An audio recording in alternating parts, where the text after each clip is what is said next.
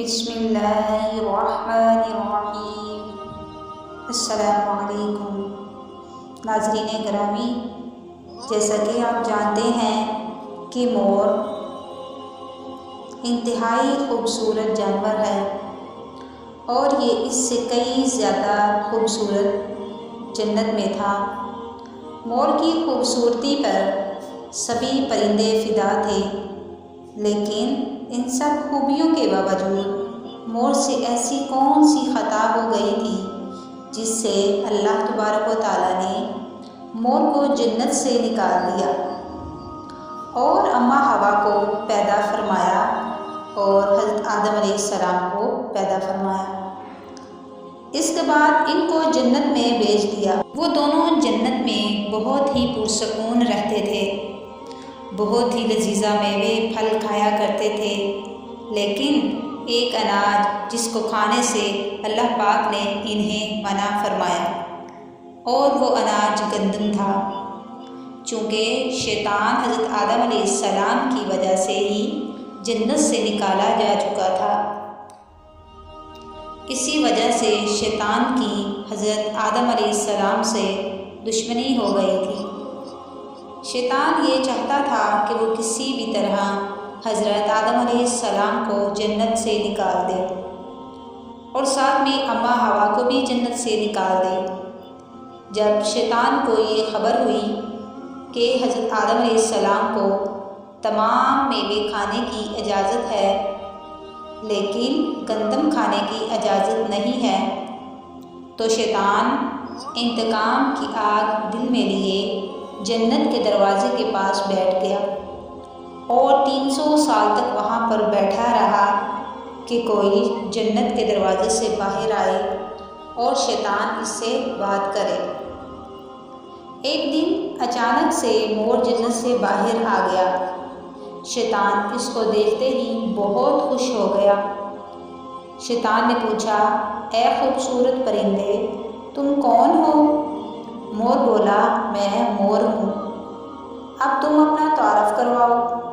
شیطان نے جواب دیا کہ میں عالم کروبیہ کا ایک فرشتہ ہوں، میں اللہ پاک کی عبادت سے ایک پل بھی غافل نہیں ہوں، میں چاہتا ہوں کہ میں جنت میں جاؤں، وہاں کی نعمتوں کا اپنی آنکھوں سے مشاہدہ کروں۔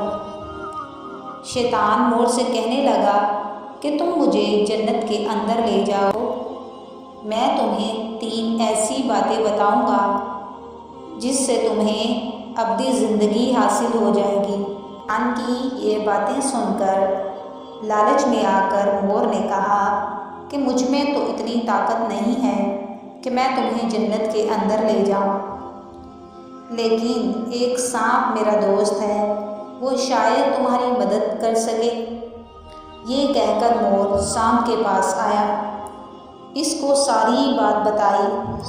سانپ بھی شیطان کی باتوں سے بہت خوش ہو گیا، پھر شیطان کو اپنے منہ میں چھپا کے جنت میں داخل ہو گیا اور یوں شیطان اپنی چال میں کامیاب ہو گیا۔ جنت کے تمام نگہبانوں کو یہ معلوم تھا شیطان یہ چال چل رہا ہے اور جنت میں داخل ہو چکا ہے۔ فرشتے شیطان کو جنت سے نکالنے لگے، تب ہی اللہ پاک کا حکم ہوا کہ اس کو ابھی تک جنت میں ہی رہنے دیا جائے۔ وہ فرشتے اللہ تبارک و تعالیٰ کے حکم سے رک گئے۔ شاید یہ حضرت آدم علیہ السلام کا امتحان تھا۔ شیطان حضرت آدم علیہ السلام کے پاس اور اماں حوا کے پاس جا کر اپنی محبت کا اظہار کرنے لگا۔ وہ دونوں ہی شیطان کو پہچان نہ سکے، کیونکہ ماضی کے مقابلے میں شیطان کی شکل تبدیل ہو چکی تھی۔ شیطان کہنے لگا، میں چاہتا ہوں کہ آپ دونوں ہمیشہ جنت میں اسی طرح زندگی گزاریں، ہمیشہ خوش رہیں۔ حضرت آدم علیہ السلام اس کی بات بہت غور سے سننے لگے۔ شیطان نے کہا، اگر آپ میری بات مان جائیں تو آپ کو جنت کی اور بھی تمام سہولتیں ملیں گی۔ حضرت آدم علیہ السلام شیطان کے بہکاوے میں آ کر کہنے لگے کہ یہ کس طرح ممکن ہے؟ شیطان کہنے لگا، ایک گندم کا دانہ اگر آپ دونوں چکھ لیں تو آپ کو ابدی حیات حاصل ہو جائے گی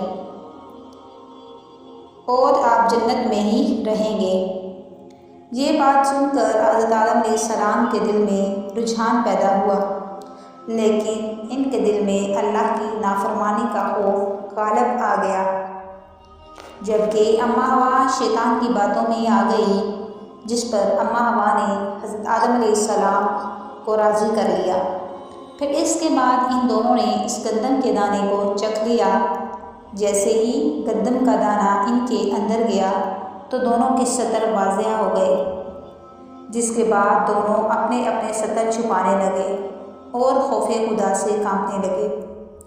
اس دوران اللہ تبارک و تعالیٰ نے فرشتوں کو یہ حکم دیا کہ حضرت آدم علیہ السلام اور اماں حوا دونوں کو زمین پر اتار دو۔ حضرت آدم کو سری لنکا کے قریب نیچے زمین پر بھیج دیا، جبکہ اماں حوا کو جدہ کی سرزمین پر اتارا گیا۔ جن خوبصورت پیروں سے چل کر مور شیطان کو جنت کے اندر لے کر آیا تھا، وہی خوبصورت پاؤں اللہ پاک نے مور سے لے لیے۔ سانپ جو اپنے منہ میں شیطان کو چھپا کر لایا تھا، اس کے منہ کی خوبصورت خوشبو کو چھین کر اس میں زہر ڈال دیا گیا۔ پھر مور کے ساتھ ساتھ سانپ کو بھی جنت سے نکال دیا گیا۔